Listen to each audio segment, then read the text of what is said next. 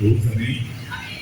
Para nós é motivo de muita alegria de estar aqui hoje, esta noite, quarta-feira, né? Culto de poder. A irmã Ayrton fala nos cultos da quarta-feira, ela, em uma das suas visões, ela diz que viu os salmos no culto da quarta-feira. Porque o culto da quarta-feira é um culto importante, né? Para a gente alinhar a nossa fé da semana. No meio da semana a gente se reconecta com Deus e a gente vai para poder adorar o Senhor no sábado. E ela diz, e é um culto que muitos trabalham, tem os seus afazeres, e às vezes chega em casa cansado e pensa assim: eita, hoje é dia de culto, eu vou para a igreja porque meu compromisso é com Deus. E eu louvo ao Senhor pela presença de cada um de vocês. Eu fui convidado para dividir o pão da vida hoje aqui, né? E eu não costumo negar um pedido de Peixinhos, né? Porque Peixinhos é uma igreja que faz parte da minha história. Aqui eu passei 6 anos como ancião, né? Eu devo ter passado 7 anos aqui, 5 a 6 anos como ancião. Depois eu fui passar todas as igrejas que eu passei, eu tenho uma história muito grande, né? Eu tenho vínculo. Depois eu passei 4 anos na igreja de Salvador 2, me chamaram lá para uma obra missão. De Salvador 2 a gente saiu para abrir o grupo de Campo número 3, que infelizmente fechou. E hoje eu estou na igreja de Mangabeira, né? Na minha segunda estadia lá. Primeiro eu passei 4 e hoje eu estou já há 7 anos lá. Mas eu louvo ao Senhor, quando a igreja de Peixinho me chama, é um chamado. Por que a igreja de Peixinho é muito especial? Porque é a minha igreja mãe. Aqui eu me batizei. Aqui eu encontrei com Cristo, né? Nos anos 2000, em uma série de conferências, fui convidado para estar aqui. E aqui eu me converti, encontrei com Cristo. Me batizei no tanque batismal, que não era esse, era um aqui que tinha aqui no meio. Tinha aquelas imagens lá bonitas da Springville, né? Aquelas árvores ali. O pastor Giovanni Queiroz, hoje me batizou. E no mesmo trabalho feito aqui nessa igreja, com o evangelista Edson Dias, que era da igreja de Salvador 1. E hoje, graças a Deus, eu reencontrei na rede social e a gente sempre conversa muito. Muitas histórias de evangelho daquela época.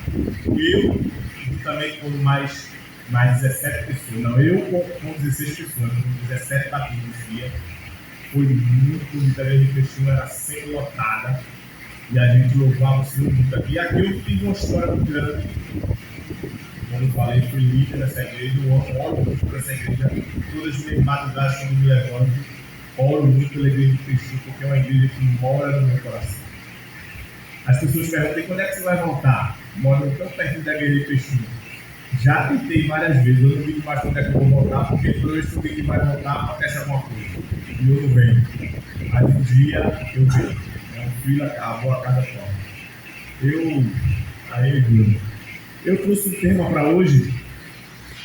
Olha o tema do sermão de hoje. Epíteto repetitivo. O modelo usado por Deus. Nós vamos entender por quê, né? Esse nome epíteto não é muito comum em pregações, né? E é um modelo teológico que, quando estudam teologia, eles fazem muito isso nos primeiros estudos. E a gente vai entender por quê. Dá para passar aí, Bruno? Texto bíblico. Pra gente, vamos abrir nossa Bíblia, esse texto aí, ó. Esse texto aí é importante. Lucas capítulo 22. Tá eu ali, a minha patroa. Lucas capítulo 22. Aliás, nesse dia que eu me batizei, me batizou eu e minha namorada. E essa namorada está comigo já esse tempo todinho. A gente nesse mesmo ano noivou. E no ano seguinte a gente casou, estamos aí até hoje, nossa família. Olha a nossa família, viu? Uma família grande, cheia de meninos, que a gente tem essa missão de criá-los no caminho do Senhor. Porque um dia nós vamos entregar ele a Jesus, porque eles são dele, não são nossos. Amém? Lucas, capítulo 22, verso 31, tem uma marcada aqui para que verso 31. Aí eu botei aí até o 32, mas vamos ler até o 34 nisso.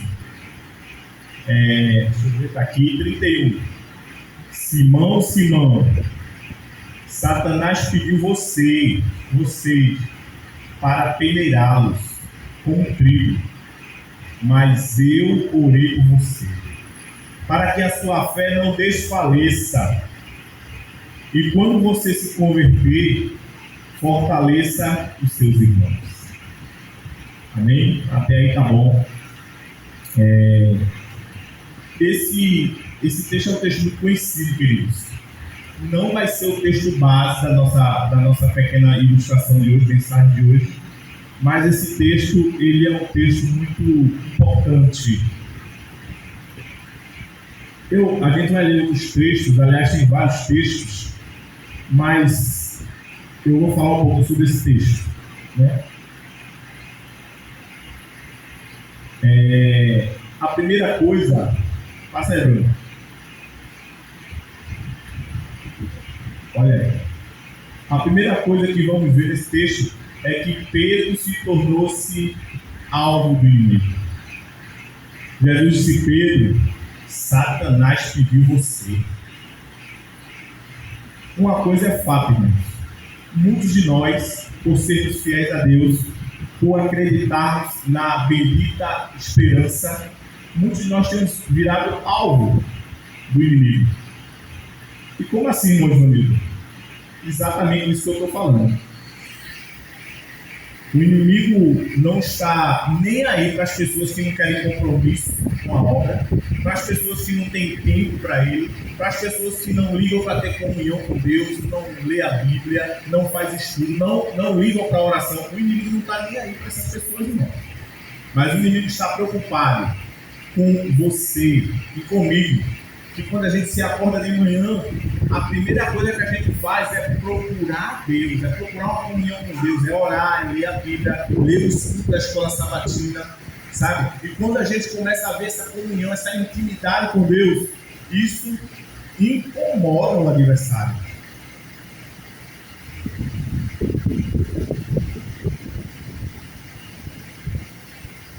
Nós buscamos o batismo diário do Espírito Santo através da nossa comunhão, e isso incomoda o adversário. Mas tem uma coisa também, passa aí, Bruno. Outra coisa que o texto falou é que Pedro seria peneirado. Irmãos, se você fizer uma breve pesquisa sobre como eles peneiravam o trigo naquela época, era um processo demorado, era um processo muito grande. E essa figura de linguagem, ela significava que Pedro ia sofrer muito. Pedro ia sofrer bastante. Talvez eu esteja falando que algumas pessoas estejam passando por alguma dificuldade, por alguma prova. Pedro foi peneirado. Pedro passou por a dificuldade. Por que Pedro passou por essa dificuldade? Passa aí, Bruno. Ele passou por essa dificuldade porque Deus tinha um plano na vida de Pedro. Agora, mesmo em meio à dificuldade, mesmo em meio a tudo que Pedro passaria, uma coisa Jesus deixou claro para Pedro: Pedro, você não está só. Você não está sozinho. Eu orei por você. Eu roguei por você. Eu defendi você. Irmãos, essa noite Deus está dizendo para a igreja de Peixinhos: vocês não estão só. Nessa dificuldade que você está passando, nessa prova que você está enfrentando, nessa onda, nessa dificuldade que está se levantando, você não está só. Jesus está aqui. Jesus estava com Pedro e Jesus está com cada um de nós essa noite, irmãos, porque Ele é fiel. E outra coisa que o texto falou também, irmãos, foi que tudo isso que Pedro passou, tudo isso que Pedro iria viver, era porque Pedro ainda iria o quê? Se converter. Pedro não estava convertido, por isso Pedro passou por algumas provas, algumas dificuldades para poder se converter.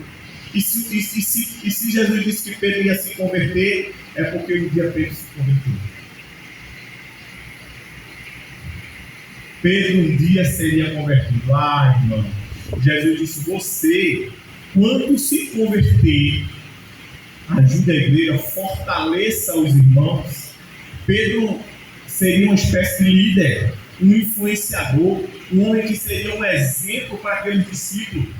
E um dia Pedro se converteu. E assim como Pedro se converteu, eu e você um dia estávamos longe de Cristo e um dia nos encontramos Ele e nos convertemos. Amém? Passa aí, Bruno.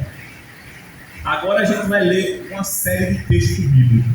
Eu acho que serão sete textos bíblicos. Direto aqui, a gente vai ler. E eu queria que você pensasse uma coisa na sua mente. E prestasse atenção em tudo que a gente for ler.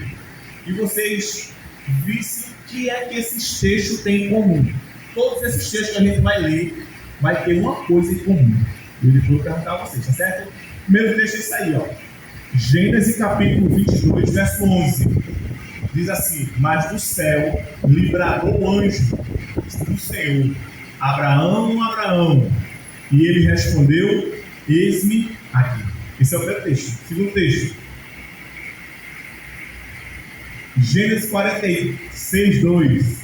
Falou Deus a Israel em visões da noite e disse: Jacó, Jacó. E ele respondeu. Preste atenção, viu? Lembra o que eu falei? Que é que esses textos têm o quê? Comum. Êxodo capítulo 3, verso 4. Vendo o Senhor que ele voltava para ver Deus no meio da sarça, chamou e disse o quê? Moisés, Moisés. E ele respondeu: eis-me aqui. Quarto texto é 1 Samuel 3,10. O Senhor voltou a chamá-lo, como nas outras vezes: Samuel, Samuel. E Samuel respondeu: fala, Senhor, porque o teu servo ouve. Quinto texto, é rápido. Respondeu o Senhor: Marta, Marta, você está preocupada e inquieta com muitas coisas. Outro texto, sexto, está quase chegando no fim. E ele caiu por terra e ouviu uma voz que dizia assim: Saulo, Saulo, por que me persegues? Último texto, Mateus capítulo 37, capítulo 23, verso 37. Jerusalém, Jerusalém, você que mata os profetas e apedreja os que lhes são enviados. Quantas vezes que eu reuni seus filhos, como a galinha reúne os seus pintinhos debaixo das asas, mas vocês não quiseram. Passa aí, Bruno. Agora ele vai dar uma paradinha.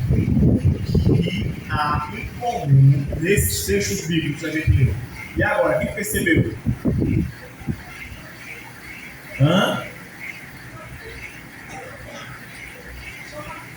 Chama atenção. E Panela?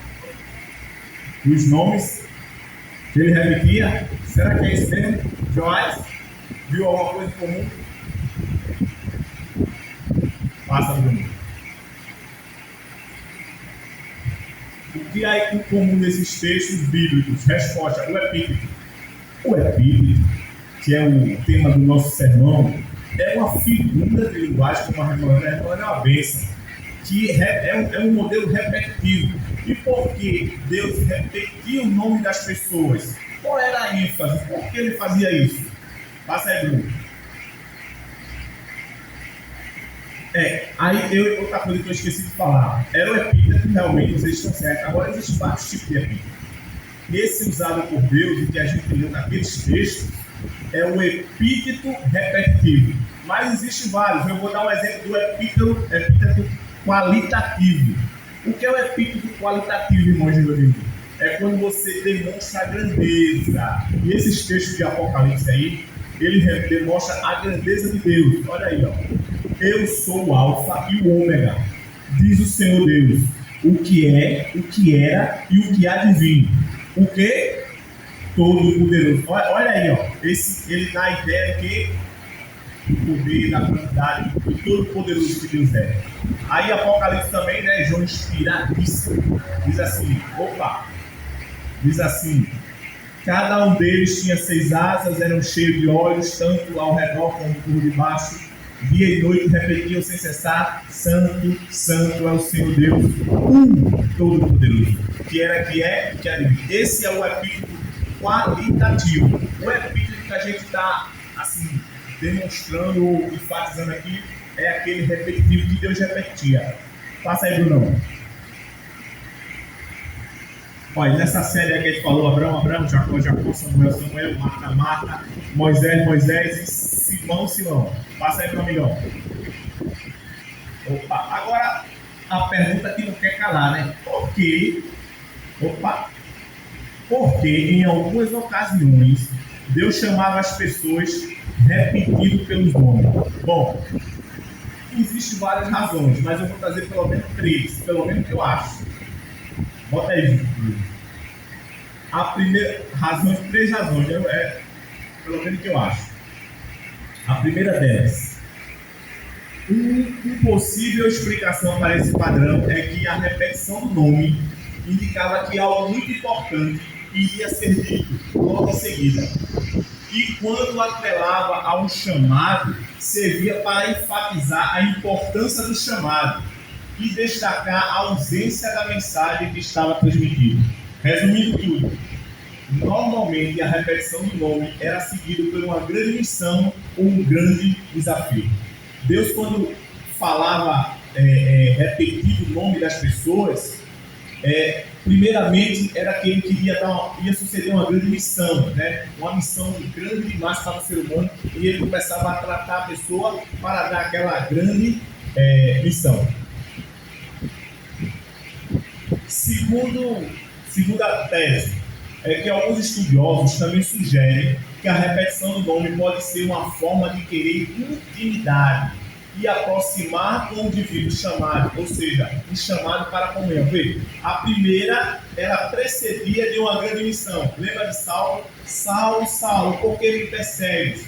E aí Saulo tinha uma grande missão. Saulo foi um grande pregador do Evangelho, escreveu 13 epístolas e teve um chamado especial por Deus.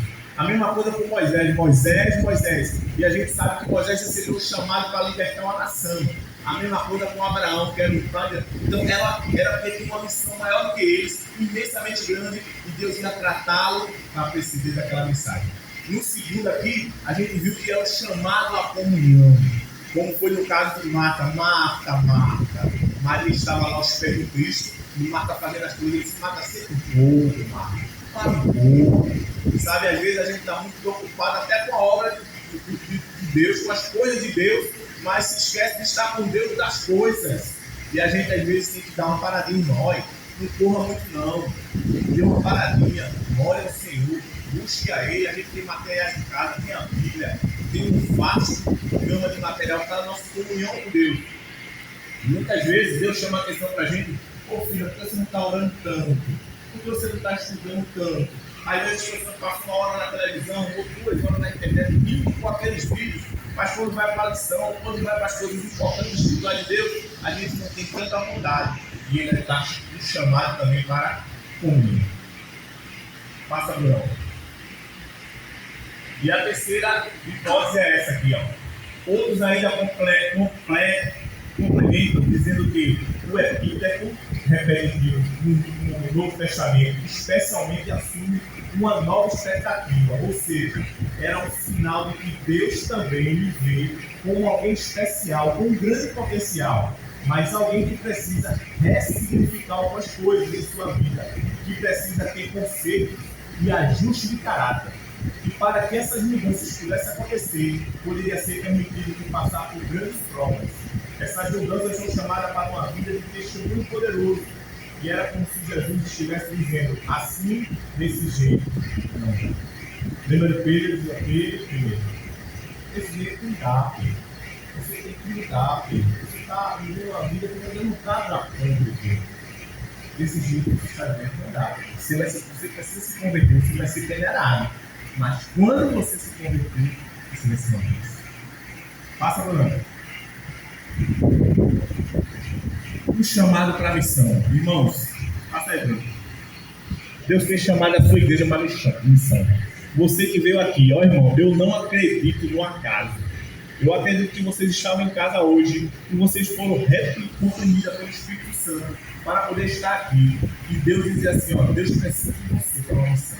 Deus está chamando a igreja de Cristo para uma missão, para um grande reavivamento. Mas para que esse reavivamento aconteça, você tem que aceitar essa missão. No livro Missão, olha, um chamado para quê? Para as mulheres. Vocês, mulheres da igreja de Peixinho, são ela e eu hoje. Olha aí, ó. No livro Beneficência Social, capítulo 17. A irmã White, citando Atos 9:36, menciona uma mulher que recebeu o chamado de Deus. Ela diz, era uma discípula chamada quê? Tabita, que traduzido se diz Dorcas. Olha que palavra ela diz, cujas hábeis mãos era mais ativa do que sua língua. Ela recebeu o chamado divino para aliviar a dor e o sofrimento dos seus familiares. Irmãos, que chamado, irmão. Deus está chamando você, mulher de Deus, para que você faça a diferença. Também na página 145, a Ellen diz: elas podem ocupar os seus lugares entre a obra nesta crise, e ela realizará por intermédio delas, se estiver imbuídas com o senso de dever e trabalhar sob a influência do Espírito Santo. O Senhor refletirá sobre essas abnegadas a luz e fará e lhe dará o poder do Espírito Santo. Irmãos, a igreja de Peixinhos, a igreja do Senhor, tem que estar cheia do poder do Espírito Santo. Passa aí, Bruno. Chamado para os jovens. Como eu queria que os jovens da igreja de Peixinhos estivessem aqui. Mas temos ali atrás, né? Olha aqui, ó. Rapazes e moças. Livro Mensagens aos Jovens, página 44. Vi que tem uma obra para vocês. Tomem a sua cruz e sigam, ou serão inimigos do Espírito. Olha para aí. Ou vocês sigam, ou vocês serão inimigos do Espírito. Aí ela cumprimenta aqui embaixo, no livro também Mensagem para os Jovens. Os jovens devem ter ideias amplas e planos sábios para poderem tirar o maior proveito das suas oportunidades. E obterão inspiração e a coragem que os animam, que animaram os apóstolos. Diz João: eu vos escrevi, jovens, porque sois fortes, e a palavra de Deus está em vós, e já vencesse o maligno. Os jovens são fortes, irmão. Essa habilidade dele. Quando eles usam essa força na comunhão e na missão, ninguém segura esses jovens. A igreja de Peixinhos, irmãos, eu participei aqui, eu fui líder de JAs aqui, eu cuidando do Nascido, cuidando da irmã de... A gente tinha JA aqui, e vinha gente de outra igreja. Essa igreja aqui, a gente tinha que ficar do lado de fora, tanta gente tinha. Os jovens que tinham medo, eles estavam, sabe, focados na missão, irmãos. E ela continua dizendo aqui, ó: Deus a convida a entrar em serviço real para eles, jovens de coração sincero, que se deleitam em ser alunos da escola de Cristo, podem fazer grande obra pelo Mestre, se tão somente derem ouvidos à ordem do capitão, ao ressoar e ao longo das fileiras, e até o nosso tempo, portai-nos varonilmente e fortalecei-vos. Jovens têm que estar fortalecidos na palavra, as lições, as meditações, temos materiais para o jovem revolucionar essa sociedade, irmãos. Passa dúvida. Chamado para médicos. Aqui eu botei médico, mas bota em parede. Quem trabalha na área de saúde, viu? Você que trabalha na área de saúde, deixa eu chamar para você. Eu vou. Eita, isso. Dos profissionais de saúde, eu vou tirar essa aqui, médico, que cultivam o senso da presença de Deus e impressionarão seus pacientes com a influência da verdade. Quando eles mostram que creem verdadeiramente nas palavras, eu sei que meu Redentor vive para fazer intercessão por mim, e por ele vive, eu também viverei. A influência disso é sentida. Ela diz, a irmã Maia diz assim: quando você está trabalhando, você trabalha na área de saúde, e você está ali orando, e aquela pessoa está triste, você anima com a palavra, com um provérbio, uma palavra de Deus, ela diz que grande eficácia tem o Espírito de Deus, anjos estão naquele lugar para confortar aquelas pessoas. Os médicos, aí eu tiro aqui, os profissionais de saúde, pouco vocês sabem do poder que vocês têm, pouco sabem do poder que terão num quarto de doentes se reconhecer a presença de Deus. Suas palavras serão de caráter tal que causarão impressões para o bem em sua mente. Amém. Eu não sou profissional de saúde, não, mas eu trabalho na lanchonete ali do Hospital da Restauração. Hoje mesmo tem uma pessoa que disse: olha por mim, irmão, porque a minha mãe está aqui agora no meio da cirurgia, já faz 2 horas, e eu não tenho nenhuma notícia dela. E eu ali tive que pedir para orar e dar uma palavra dizer que é fé. Porque se dela está fazendo a cirurgia, tem esperança, porque Deus permitiu, e ela vai se recuperar. E às vezes a gente sabe, mas a gente tem que dar um bênção. Deus tem usado a gente, onde a gente estiver, irmão, eu estou aqui, não estou tão triste. Onde você estiver, faça diferença, irmão. Você foi chamado para fazer diferença. Passa aí, Bruno. Chamado para os professores, vou passar essa rápida. O solene sagrado da importância é a obra do esforço de representar o caráter de Cristo e do seu Espírito no nosso mundo. Este é o privilégio de cada responsável e de cada professor. Com ele relaciona na obra de educar, instruir e disciplinar a mente dos jovens. Todos precisam estar sob inspiração, inspiradora, conforme a convicção de que estão, sem qualquer dúvida, tornando o júri Cristo elevado fato. Não, o professor tem um chamado especial. O professor, ele forma gerações, irmão. Eu me lembro que um dia desse eu passei, quando eu vi a professora de português, eu disse: aquela mulher que sempre ficou a ler livros, eu li muitos livros, eu comecei a me interessar por coisas, e quando eu peguei a Bíblia para ler, eu me maravilhei com a Bíblia. Mas lá atrás, teve uma professora maravilhosa de português que me ensinou tudo. Você pode fazer uma diferença na minha pessoa. Passa, Bruno.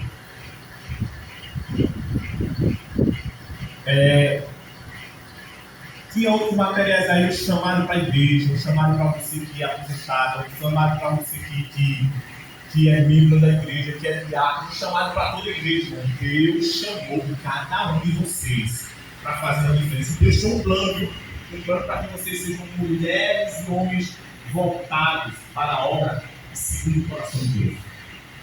Essa é o chamado para a comunhão. A outra é chamada para a missão. Essa é o chamado para quê? Para a comunhão. Olha o que ele escreveu no livro Filhos e Filhas de Deus. Qual Maria, precisamos assentar-nos aos pés de Jesus para dele aprender, tendo escolhido aquela melhor parte que jamais lhe terá tirado. Eu fico imaginando aquela cena, irmão, que Jesus chega na casa daquelas 2 irmãs e Marta fica e Maria fica aos pés de Cristo, mas Marta fica ali preocupada, sabe? E ele diz: Marta, para um pouco, Marta, vem aqui ficar um pouquinho, sossega, Marta, a correria, deixa de ser impossível, vem pra cá. Olha, irmão, Marta, ela parou para fazer comida para Jesus. Marta parou, não é que ela estava fazendo errada, não, porque ela estava fazendo as coisas para Cristo, sabe? E Deus não é a favor de Cristo. Ela estava fazendo alguma boa coisa, mas ela não tinha colocado em primeiro lugar Cristo. Essa noite, se você entender isso, irmão, eu já saio daqui satisfeito. Coloque Cristo em primeiro lugar. O que é que na minha vida eu estou fazendo que eu estou colocando Cristo em primeiro lugar? O que é que eu estou fazendo no meu dia a dia que eu estou colocando Cristo em primeiro lugar? Onde é que eu tenho que melhorar nesse aspecto? Fica isso essa noite. Porque assim como Maria, quando viu Jesus, ela não queria saber, ela foi para os pés de Cristo. Mas Marta disse: Jesus está aqui e a casa está suja e não tem nenhuma comidinha, eu vou preparar alguma coisinha aqui. E aí Jesus disse: não precisa comer. Eu quero é comer. Irmãos, o que Jesus está dizendo para mim e para você essa noite? Eu quero ser seu amigo, mais do que eu já sou. Jesus quer que você sonhe. Eu tenho um amigo que ele tem um sonho, assim, não sonhando, estou almejando com a volta de Cristo. Eu estou tão feliz, eu fico lendo de madrugada a palavra dele, confessando com o Espírito Santo, irmão. Jesus Cristo, querida. E às vezes você diz assim: mas a minha vida espiritual não está tão bem assim. Mas é porque a gente tem que buscar, irmão. Se a gente não buscar, a gente não vai ter força e vigor espiritual. E porque, principalmente no tempo que nós estamos vivendo aqui, ó. Nós estamos vendo, então, assim, na minha época, quando eu entrei na igreja, eu tinha tudo que a igreja tinha montada. E a gente está vivendo a minha espiritual, às vezes goteira na igreja, às vezes coisas de sessões, sabe? E o tempo está passando e as coisas estão aumentando. E a gente precisa da nossa comunhão para que isso não atrapalhe a nossa comunhão com Cristo, mano. Quero que eu só para isso. Passa aí, Bruno. terceiro e último, para a gente encerrar, né? Que a gente já falou, mas eu falo muito, irmão. Do jeito que você tá, não dá. Do jeito que você tá, não dá. Do jeito que você aqui. Passa aí, Bruno.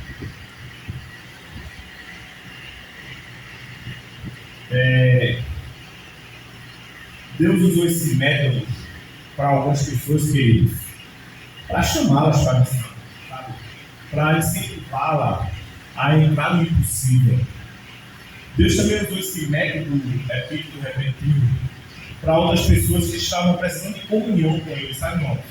Estavam precisando mais, sabe, orar mais, estudar a lição. A gente vê agora uma jornada espiritual maravilhosa sobre o Espírito Santo, irmão. Que jornada, irmão. Que semana de oração, aliás. Os dias de oração. Que semana de oração. Que coisa linda. Que comunhão, alegria, irmão. O irmão disse assim, ô irmão, era bom que não acabasse nunca esse período de oração. Foi muito bom mesmo, sabe? É o chamado à comunhão, irmãos. Mas Deus também usou esse método repetitivo para dizer que do jeito que você está vivendo, mesmo, não dá. E quando Deus falou aquele para Pedro, eu fico imaginando, irmão, Pedro, sabe, foi tudo aquilo, né? A gente não gosta de ser, sabe, para a pessoa falar coisa assim na nossa cara, como diz o pessoal, né? A gente se sente, né, chateado, poxa, né? E Deus falou, Pedro, você vai ser venerado, mas você vai precisar se converter. Eu fico imaginando, irmão, Jesus chegando para mim, sei lá, 25 anos de adventista, e dizer, irmão Ivanildo, do jeito que você está, não dá. Você precisa se converter. Né, irmão? A gente fica, né? Pedro, imagina Pedro já estava ali andando com eles, mas quando você se converter, você vai ser uma bênção. Deus quer dizer para alguém aqui essa noite, irmão, que do jeito que você está vivendo espiritualmente, você vai enfraquecer. Porque não dá. Ele tem um puxado meio especial, sabe? Eu lembro da minha mãe. Eu sou nascido e criado nesse bairro. E peixinho era tudo, né? A hoje a gente chama de areal, peixinho, né? Mas era tudo peixinho. E eu, minha infância foi um pouquinho aqui, um pouquinho ali, mas eu sempre nessa área. E quando eu era pequeno, eu lembro que eu morava aqui no areal, já morei no areal, já morei no peixinho, na parte da caixa d'água, e eu morava aqui lá na frente. Tinha a fosforita, né? Era a fábrica de fosfato, que era mais antigo, sabe? A gente brincava muito lá, E minha mãe trabalhava, eu sou filho de mãe solteira. E eu era muito danado. Desculpe não, Paulo. Eu era muito danado. Eu aperrei um pouco a minha mãe. Mas a minha mãe, ela tinha um jeito de falar. E ela tinha esse epíteto, dizer Givanildo. E eu sabia exatamente. Um dia, incentivado por alguns amigos, tinha um homem que morava lá perto, mas ele morava já na esquina, assim, da Florida. Pra cá tinha um homem, seu Jorge. E seu Jorge tinha um terreno bem grande e as plantas mais bonitas do areal estavam na casa de seu Jorge. E os amigos disseram, olha, bicho, lá tá falando ali agora, tá vendo? Vai dar tudo certo. Vamos bom terreno, o homem. E foi tirar aquela maninha dele. Só que o homem tinha visto, ele era doido. Eita, coisa. E ele ficou esperando aí tirar todas as manas, quando ele chegou na mão, ele não deixou de levar e ficou com a mão. E a reação correndo por um sol e agora, só que eu morava perto, e meus colegas não moravam. E então sobrou para quem? Para mim. Quando eu cheguei, quando a minha mãe passou do trabalho, cansada da labuta, que o Jorge chama ela, seu filho, aquele menorzinho. Ele fez isso, quando a minha mãe chegou. Eu lembro até hoje, quando ela disse, Givanildo. Pelo tom da voz, pelo jeito que ela falava, eu já sabia. Um dia ela passou um tempo muito doente, ela passou uns 6 meses doente na minha casa, eu era pequeno, sem trabalhar. Foi a maior crise que passou na minha vida. Para olhar para outra, e eu olhava e ela dizia, Givanildo, fica aqui comigo. Eu dormia com ela, mas eu dormia tarde, mas quando ela me chamava para eu dormir cedo, eu sabia que algo de bom estava com ela. Eu disse que ela estava muito doente. E eu entendi o que o Paulo dessa sabe o que é isso? palavra de Deus ela é maravilhosa, ela tem um jeito especial. E olha como Deus repreende. Ó. Eu repreendo e disciplino quanto eu amo. Ser pois zeloso. Tiago, passa aí, Bruno. Estamos encerrando. Aí ele vai terminar dizendo assim: para o coração que foi purificado, tudo está mudado. A transformação do caráter e o testemunho para o mundo é o testemunho para o mundo que Cristo habita no ser. O Espírito de Deus produz nova vida na alma, levando os pensamentos e os desejos à obediência à vontade de Cristo. E o homem interior é renovado à imagem de Deus. Amém? Por fim, a mensagem de Cristo dessa noite para mim e para você é que precisamos mudar de alguma forma. De alguma forma precisamos melhorar para Cristo. Existe um grande pregador do século XVIII, século XIX, chamado Charles Spurgeon, e ele tinha uma comunhão muito grande com Deus, uma comunhão muito grande. Irmãos, outro dia, eu estava vendo a biografia dele esses dias, que ele estava orando, ele tinha uma comunhão muito forte com Cristo. E ele estava orando, e quando ele estava orando, alguém bateu na porta dele e disse assim: Spurgeon, a rainha da Inglaterra está lhe chamando. Aí ele disse: diga ela que espera um pouquinho aí, agora estou falando com o rei de Deus. Descobriu o homem da rainha, ele disse: agora eu estou falando com o rei de Deus. Entendeu, queridos? Precisamos dessa comunhão, precisamos desse poder para que Deus habite a nossa vida e transforme o nosso ser. Esse é o nosso desejo, nossa oração para a igreja nessa noite. Amém?